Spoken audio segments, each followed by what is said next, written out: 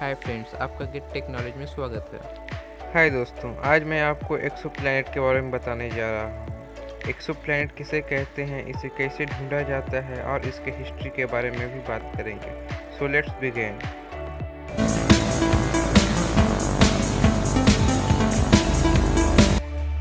Basically exoplanet एक extra solar planet होता है, यानी कि हमारे सोलर सिस्टम से बाहर कोई प्लैनेट जो लाइफ सपोर्ट करता हो। अब इसके हिस्ट्री के बारे में बात करते हैं। सबसे पहले एक्सोप्लैनेट का सबूत 1917 में मिला था, लेकिन उससे एक्सोप्लैनेट का दर्जा नहीं दिया गया। सबसे पहला कंफर्म एक्सोप्लैनेट 1992 में मिला, जो कि एक पुराना ग्रह था जिस पे ऑब्जर्वेशन किया जा रहा था। इस ग्रह को 4 साल पहले 1988 में ढूंढा गया था। 4 साल के ऑब्जर्वेशन और रिसर्च के बाद इसे एक्सोप्लैनेट का दर्जा दिया गया। आज हम 4000 से ज़्यादा एक्सोप्लैनेट्स का पता लगा चुके हैं। अब बात करते हैं कि एक्सोप्लैनेट्स को ढूंढा कैसे जाता है। एक्सोप्लैनेट्स को ढूंढने के लिए ऐसे तो बहुत सारे मेथड है, लेकिन ज़्यादातर 2 मेथड्स का इस्तेमाल किया जाता है। पहला मेथड ट्रांसिस्ट फोटोमेट्री और दूसरा मेथड का नाम है डोपलर स्पेक्ट्रोस्कोपी। अब पहले मेथड के बारे में बात करते हैं, यानी कि ट्रांसिस्ट फोटोमेट्री के बारे में। इस मेथड में होस्ट स्टार को ऑब्जर्व किया जाता है। ऑब्जर्व करने के बाद जब प्लैनेट होस्ट स्टार से पास होता है तो उसके लाइट में जो गिरावट आता है उससे ही पता लगाया जाता है कि ये प्लैनेट किस प्रकार का है। अब दूसरा मेथड यानी कि डोपलर स्पेक्ट्रोस्कोपी के बारे में बात करते हैं। ये मेथड थोड़ा ट्रिकी है, तो ध्यान से सुनिएगा। आप डायग्राम ध्यान से देखिए। इससे पहले एक एग्जाम्पल से समझते हैं।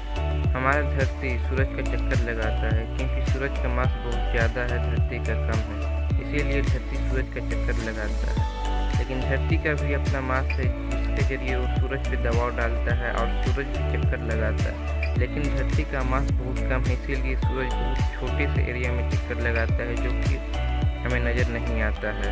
लेकिन सूरज भी धरती का चक्कर लगाता है। इसे आप चक्कर ना करके ये कह सकते हैं, सूरज भी अपनी जगह से मूव करता है धरती का मास की वजह से। तो अगर आपको फिजिक्स का क्लास याद हो तो आपने पढ़ा होगा कि ब्लू लाइट का वेवलेंथ कम होता है और रेड लाइट का सबसे ज़्यादा। जब धरती इस प्रकार से घूमता है और सूरज भी थोड़ा एरिया शिफ्ट करके चक्कर टाइप का लगाता है, तो जब सूरज दूर होता है तो रेड वेवलेंथ का लाइट आता है, जिससे हमें ये पता चलता है कि सूरज दूर हुआ है। जब सूरज करीब आता है तो ब्लू वेवलेंथ आता है, जिससे हमें ये पता चलता है कि सूरज करीब है। इसी टेक्निक का इस्तेमाल करके प्लैनेट्स को ढूंढा जाता है। अब हमने ये जान लिया है कि प्लैनेट्स को ढूंढा कैसे जाता है। ऐसे यहाँ पे मैं एक बात बता दूँ कि आप लोगों को लग रहा होगा कि हैबिटेबल जोन में प्लैनेट्स को ढूंढना बहुत ही मुश्किल होता होगा, लेकिन ये उतना भी मुश्किल नहीं है जितना लगता है। एक अंदाज़ा लगाया गया है कि हमारे मिल्की वे गैलेक्सी में लगभग 200 बिलियन स्टार्स हैं, जिसमें से 11 बिलियन पोटेंशियली हैबिटेबल अर्थ साइज प्लैनेट्स हो सकता है।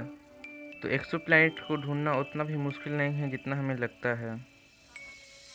अब जानते हैं कि कोई प्लैनेट एक्सोप्लैनेट है या नहीं, ये कैसे डिसाइड किया जाता है। सबसे पहले ये देखा जाता है कि वह प्लैनेट हैबिटेबल जोन में है या नहीं। हैबिटेबल जोन यानी कि वो जोन जिस जोन में वाटर ना वेपराइज फॉर्म में रहे ना सॉलिड फॉर्म में, वाटर लिक्विड फॉर्म में रहे।